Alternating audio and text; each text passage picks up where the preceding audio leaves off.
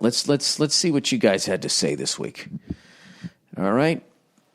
Okay, look at Apple Watch. Hey, Billy Crimson Crotch.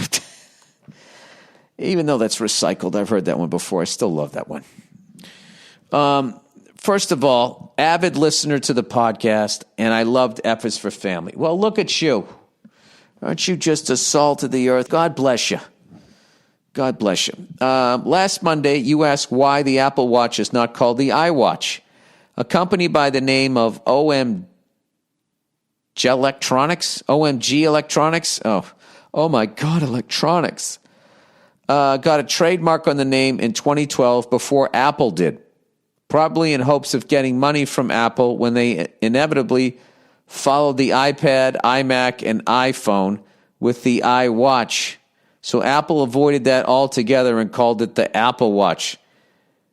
Oh, isn't that nice? I feel bad for the people at OMG Electronics. It would have been nice if they threw him a little bit of cash. Keep up the good work and come back to L.A. Saw you in Long Beach and you killed.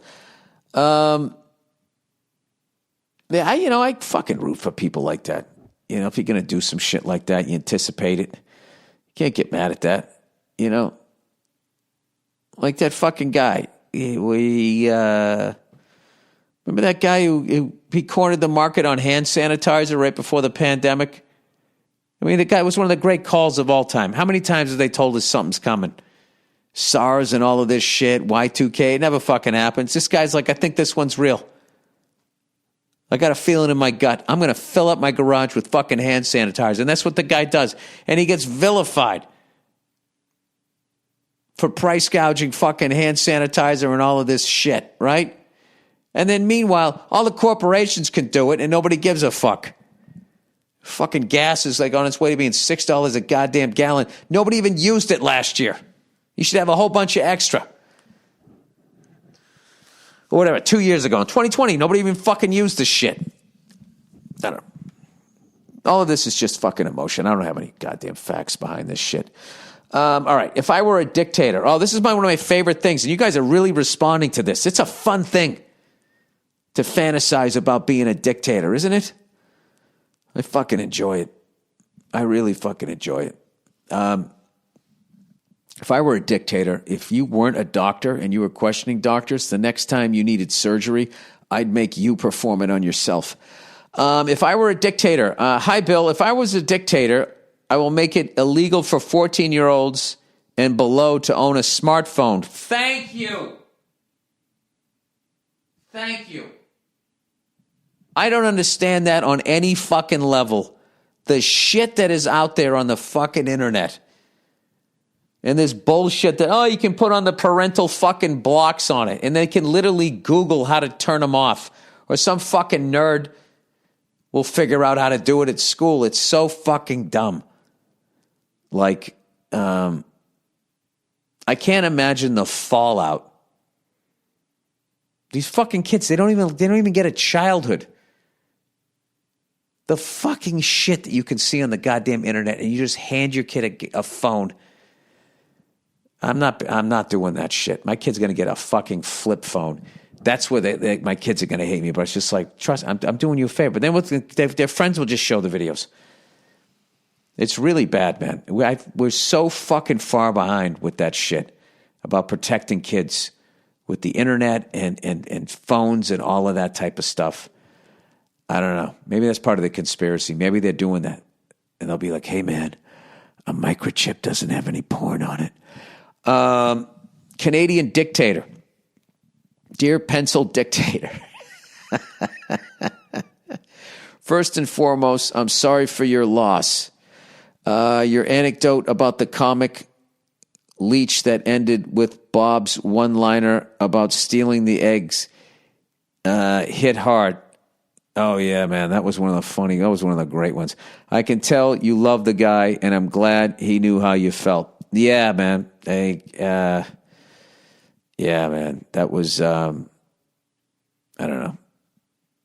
That was one of the fucking, I can't even tell you, one of the most brutal weeks and inspiring weeks with Bob Saget passing. which I still cannot believe is real. I just cannot fucking believe that guy is gone.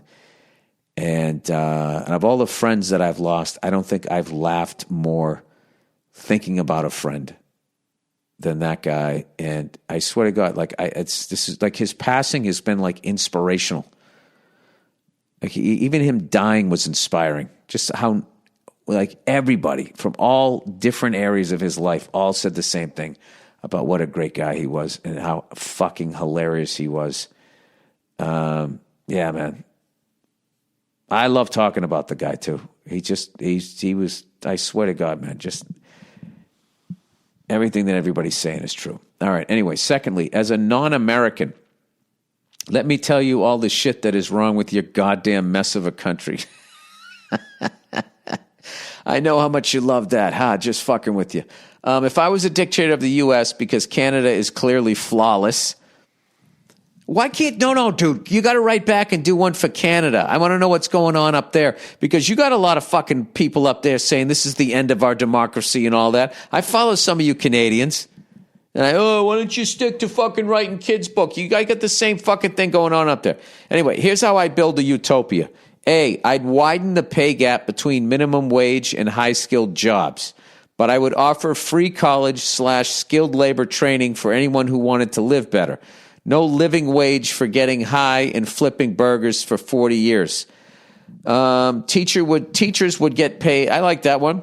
Teachers would get paid as much as engineers, not because they are angels or something, simply to grow the pool of high-quality teachers so every community could get equal education.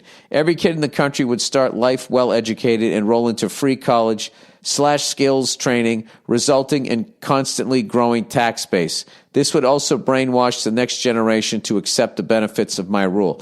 Have you guys watched that YouTube video? I forget the name of it, that it shows why dictators are so brutal to the people and how they have to keep the military happy. This is what's missing, because this is all us peasants saying how we would hook each other up and then get rid of the piece of shit peasants. But nobody is dealing with how are you going to hang on to your throne?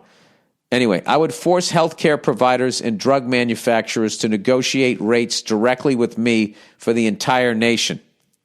Well, you just put a big bullseye on your back. The provider who offers the best healthcare for the lowest cost gets the contract.